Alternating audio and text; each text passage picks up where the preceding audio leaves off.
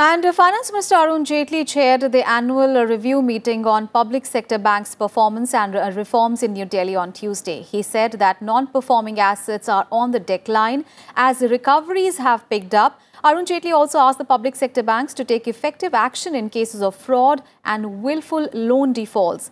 He also exuded confidence that India's economy will sustain an annual growth rate of around 8%.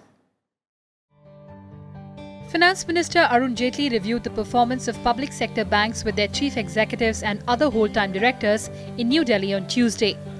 The Finance Minister asserted that the impact of the Insolvency and Bankruptcy Court was clearly visible as non-performing assets were on the decline. He also exhorted banks to implement all steps needed to ensure clean lending and effective action in cases of fraud and willful default. Recoveries have picked up not only because of the resolutions which have taken place in the NCLT, but they've also picked up because those debtors who fear that they are likely to cross the red line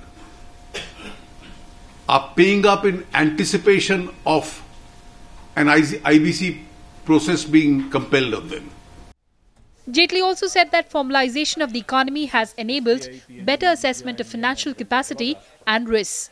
This, coupled with massive financial inclusion, has unlocked purchasing power that will drive India's economic growth. We want this cycle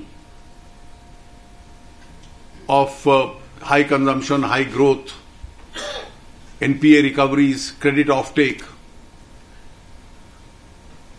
really to be utilized to the fullest in order to help as far as the economy is concerned.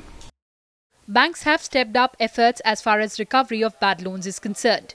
Lenders have made recovery of 36,551,000 crore rupees in the first quarter of the current fiscal. This is 49% higher than the same quarter of the last fiscal.